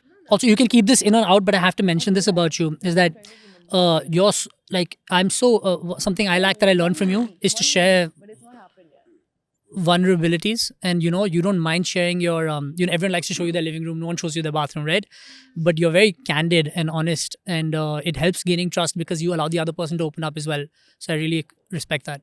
That's so sweet. Thank you. And you're right, because I know how hard it's been for me. And I know we've all done things that are unconventional, especially, going vegan, not coming from a family that's vegan, or, being the first one to do that. And sometimes you feel like if you're the only one talking about it and you're the only one doing it, you may at times feel like you're the crazy one, that there's something wrong with you, because there's that sense of alienation. There's that sense of, not belonging, being different from everyone else. And of course, there's a lot of, hate that sometimes comes with it. There's a lot of, questioning why are you doing this? Why are you the only one? And it was the same thing with this podcast. It was the same thing, with going vegan. The first time I went vegan, nobody understood it. What do you mean, you're not going to eat ghee? What do you mean you're not going to consume paneer? And why are you doing this? Milk is so good for you. Ghee is so healthy for you. Just maybe answering all of that, because not everyone resonates with your why. How does each one of you balance that or navigate that journey of being the only one, or being the first one, or being the crazy one, being the difficult one? And how do you still keep going? And what keeps you going? I think for me, you're right. You've already spoken about how it can be difficult in some ways. But what makes it easy for me is a lot of times people are like, veganism, that's your belief, that's your whatever. Except it's not really a belief. I think it's more of like a lifestyle basis, actual facts around us. And people will, make all statements which might be negative about veganism. But the difference is that I've actually done that research and I'm coming from that point of view. Whereas most people are going by things that they assume to be truths without actually doing that research. So a lot of, I think, the confidence in what I'm doing comes from the fact that if anyone tries to question me on it, I know that I'm going to win that argument. Not because I think I'm smarter than anyone else out there. It's just that I have actually gone and looked at the facts, done my research, so I know what I'm talking about. So yes, it can be difficult and it can sometimes be lonely, and sometimes you may feel like on a bad day that, is this really something I can do? But I think the answer is always going to be, of course, you're going to keep doing this because you know that this is important. And if you're passionate about something, you need to believe in yourself and what you're doing, and everything else will fall into place. So you just have to have that mindset. And in totality, even when I transitioned, even though I did not have a lot of vegan friends, but the friends around me at that point of time were very okay with the fact, like, of course, they made their own jokes and shit. Everybody thought it would be a fad, but nobody really discouraged me from the fact that, oh man, why are you doing this? And it didn't even look very restrictive. Sometimes they did pester me into just being like, just have it, man, it's awesome, it's this, it's that. But that's, I think, usually everywhere. Like, when the other person doesn't understand where you're coming from, they try, and that could be for not just food, that could be for some activities as well or something. But yeah, I was the lucky one. Because What were the jokes about, and did they ever deter you? Did that ever affect you? never. What- Because I've always been that guy who pulls everybody's leg. So, I had to take it in good humor. So it was never really a point. Yeah, but what it really affects me is, as I said before, like, sometimes and I'm talking about 3 years ago, 4 years ago. So I don't know how the scene is right now. I'm not in the dating pool right now. But when you get introduced to someone, at least about 3-4 years ago, when you get introduced to someone, I often got a feedback from, because my friends wanted to warn the other person beforehand that, oh, this nice guy does this, does that. Oh, but he's vegan. There's like, but he's vegan. So I think the connotation that it goes in, the way you speak about it, also changes the perception of the listener. So if they put it in a better way, maybe it would have been different. Like, oh, you know what? Fun fact, cherry on the top, something like that. He's also vegan. If you just like rephrase it, I think that would be a little more encouraging for others. But I still think there's a lot of people in this city for sure who are anti-veganism, who get repelled by the idea of a person, or not, they don't get repelled by the idea of a person. They just don't want to have a relationship or, form any kinds of friendship with people who are vegan. Can we unpack that? Can we touch upon where that comes from? Where either, that dislike, the hate, or that indifference, or that association, the negative association, where does that come from, and why do people love to hate vegans? Because they think that it's very exclusive. It's not inclusive enough. Because they think that, oh, we're not, okay with everything. Because they think that we are judging them. I think it's coming from a point of guilt in their own way, that they don't want to be, because I see that a couple of times. My ex, she used to be eating something, and then she used to feel guilty about it, and then project it on me, saying that, okay, I'm not going to do this, I'm not going to be ordering meat today. It's their own guilt. I don't care, man, what you eat, what you don't eat. It's your choice at the end of the day. So it's basically about, why do people have an issue with vegans, right? And I think you've already hit on the main point, which is, I think sometimes it just makes someone uncomfortable seeing someone basically doing exactly what they believe cannot be done, right? And thriving and surviving, and more than surviving. But outside of that, I think it's also just like so many different misconceptions and tropes around what a vegan is like, and oh my God, they're so annoying, and just those negative things that I think are generally associated at this point with what being a vegan means. I think sometimes that bias kind of clouds their judgment initially. And of course, I'm sure when they end up actually interacting with the person, it's like, I've had sometimes people tell me that, oh my God, Malvika, you're like, you're so calm about it, and you're so open to other people, like you're okay with me having this. And I was like, I never said I would not be okay with you having, whatever you're eating at a table with me. So I think it's just like a preconceived thing that people bring, and then they have to like hang out with you to understand that, it's just something that I've chosen for myself.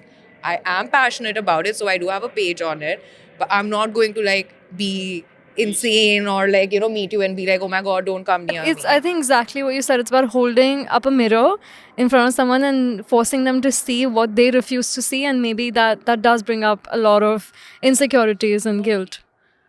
There's What? a great page on Instagram, Twitter, and all the handles actually, LinkedIn too, called Elwood Dog Farm. And they talk about dog meat, and they keep saying, oh, dogs are great, we raise them humanely, but they're delicious, and all the things, that meat eaters would say to defend meat. And it drives the meat eaters crazy. They've been given death threats, they've been given to do evil. And they keep saying it's family farm, we're not slaughterhouse, and It's we free treat our range, dogs they're really... free range dogs. Free range, we treat them Cage really free. well, and Labrador pasta is amazing and all that. So it's really interesting. So how they feel about that, and even there's an entire dog eating festival in China, right? Yulin Festival, and a lot of my friends who eat meat get really passionately enraged about that. How could they do it? So I think what's therapeutic for me is that to show them the hypocrisy of that when we talk about just eating these animals, all animals hurts us in a way. I was listening to this podcast by Mel Robbins. Absolutely love her podcast. If you've never heard it, please go listen to it. And she had this lady, she was interviewing this guest on her show recently. And, she said that a lot of times you feel like you're crazy, but you're not crazy, you're just first. And when people start tapping into that, and when the more and more people join the movement, you go from being the crazy one, the rebellious one, to just being someone who is way forward and way ahead. And you could see things that other people couldn't, and you just have to, until they get there, someone has to lead. That's the only idea which keeps me going, bro. Honestly, that read in my books, it's very discouraging. The only idea is, we'll get there for sure someday.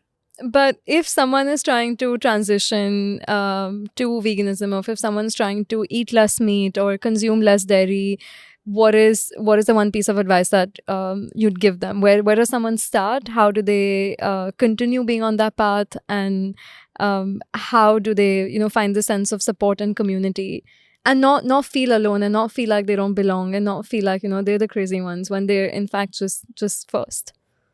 I think you can find friends in community in two ways. One, in flesh and blood, make real friends out there. Founders of vegan startups, restaurant owners like Ritva, influencers like Malvika, podcast hosts like you, investors like myself. There's so much community out there in this world. But you can also find community and kind of a sense of relatability to people who are not accessible. People who write books, or people movies. Now, Joaquin Phoenix might not pick up your phone, or even Brad Pitt, who's vegan apparently.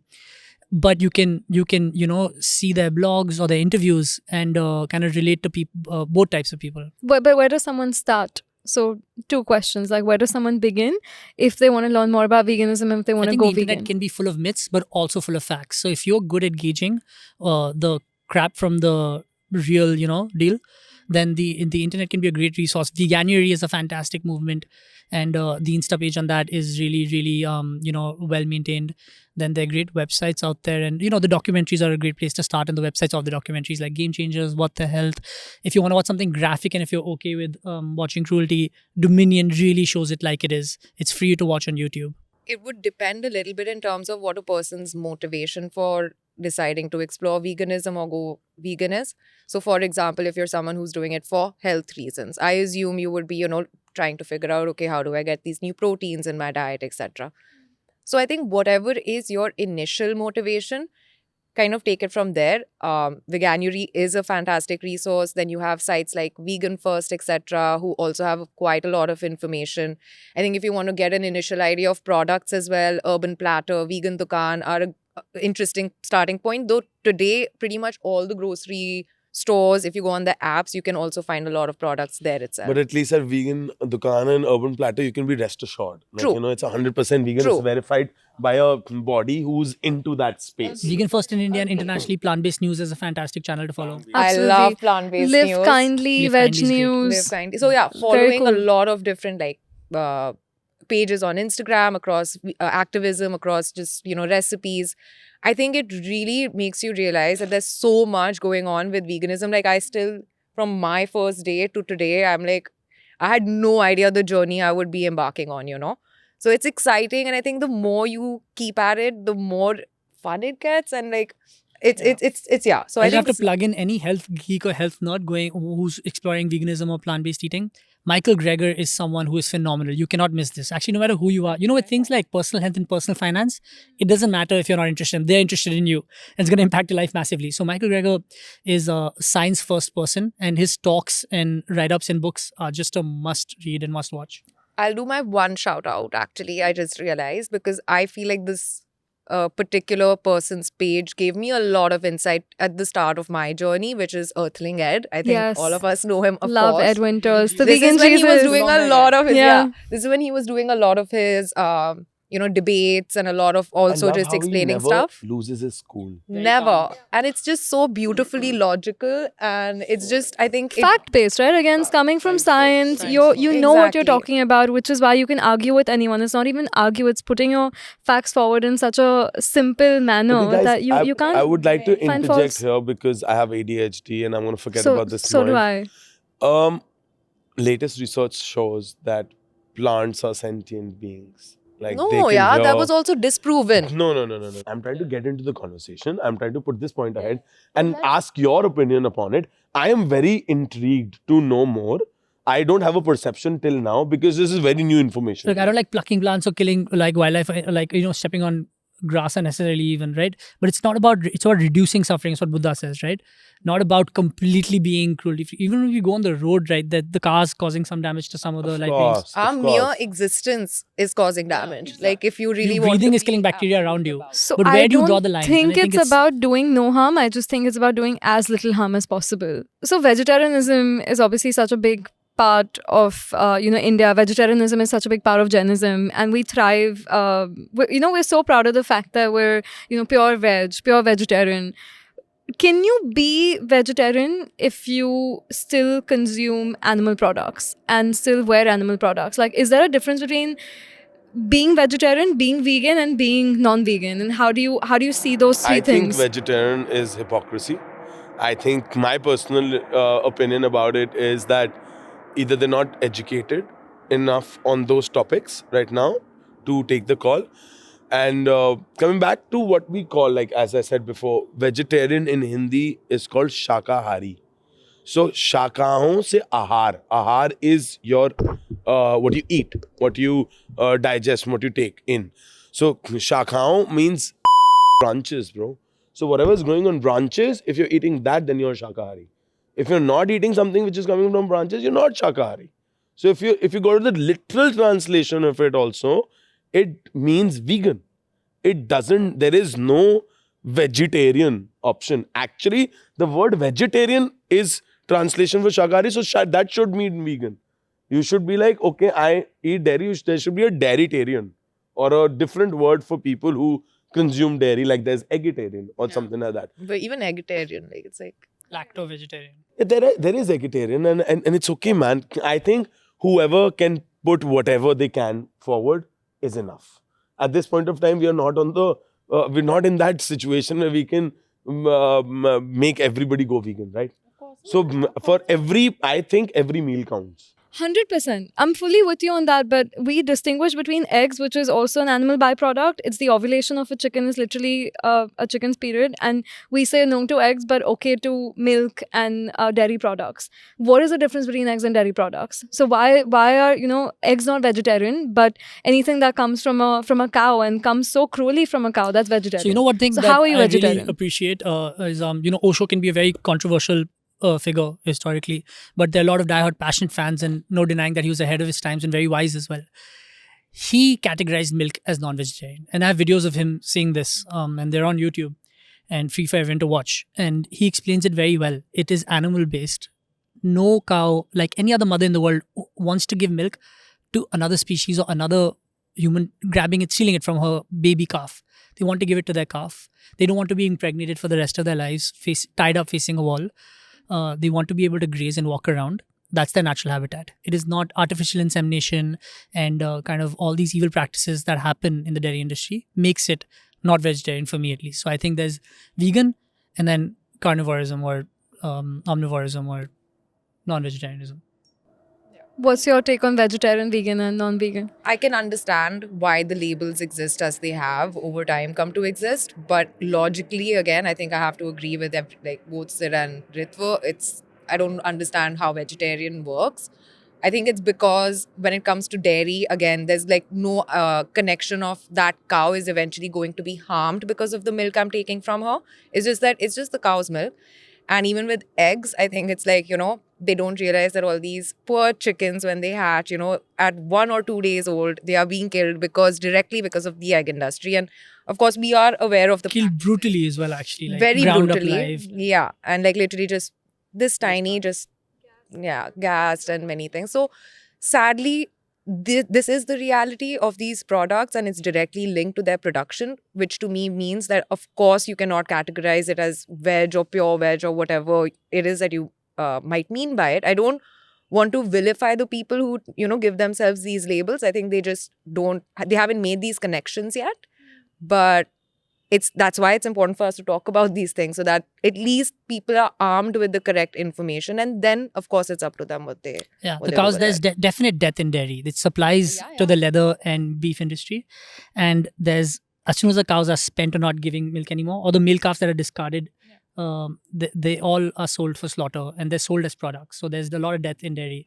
Sold it's- for slaughter, abandoned on the streets. Dairy is equal to rape and murder. Yeah, Yeah. dairy is scary. There's a great 5-minute video called Dairy is Scary on YouTube, which explains all this. To wrap it up, if you call yourselves pure vegetarian, if you're pure veg, or you don't eat meat but still consume dairy, there's a lot of death in dairy. There's dairy is scary, as we've said. So please go find out about it.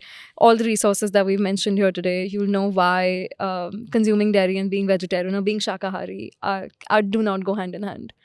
Any last piece of advice for anyone going vegan, or why someone should be vegan in the first place? I think why is very straightforward. If you are someone who believes that you love animals and you wouldn't want to harm them, and you are also someone who cares about your health, then even if you believe that veganism is not something that you ever imagined yourself adopting as your lifestyle, I think it's worth at least looking into it and trying to understand it better, because literally the two pillars I would say of the entire movement is to not how to live a lifestyle where you're not harming animals and reaching optimal health. Of course, the third pillar is also the environment.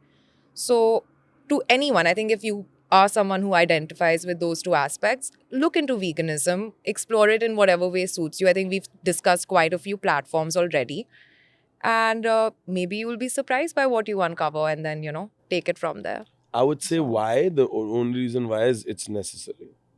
Of course it is. It's the need of the hour. It's the future. If you think humans are a species which are used to evolving, this is the next step of evolution.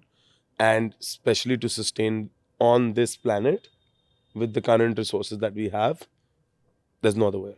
Also, I think it's interesting. A lot of times people start to talk about why they won't go vegan because meat has this nutrition, that nutrition, etc. But at the end of the day, I think the only question you really need to answer is, can I achieve all my health goals or all my, whatever is your priority on a plant-based diet? And if the answer to that is yes, then I don't think the rest of it matters. So Yeah, do it for your health, do it to reduce animal suffering, and do it for the environment. Okay. What does sustainability mean to each one of you? It's a lifestyle, bro. sustainability is definitely, I think, slow living. I think you have to just be a little more compassionate with whatever choices you're making, whether it's buying your clothes, your makeup products, or not buying at all. Again, it's a vast ocean of the way that you can approach it. But again, I think an easy starting point is just to think twice before you're getting anything, because a lot of times you'll come to realize that either it's something you don't need, or it's something which is maybe not that good for the environment or coming from an animal, and you'll find better alternatives. The 3 R's, right? Reduce, reuse, and recycle. That's sustainability. All right, guys, it's been a long day. Thank you so much for everything you've said on this podcast. Thank you for bringing your passion, your strength, your why, everything into this. And thank you for all the work that each one of you is doing. And I wish you all the love, luck, and support, and growth and success and all of that. Thank you, Shreya. Thank you for having us. Thank you. Thank you. This was a really Thank you. fun time. It was so much fun.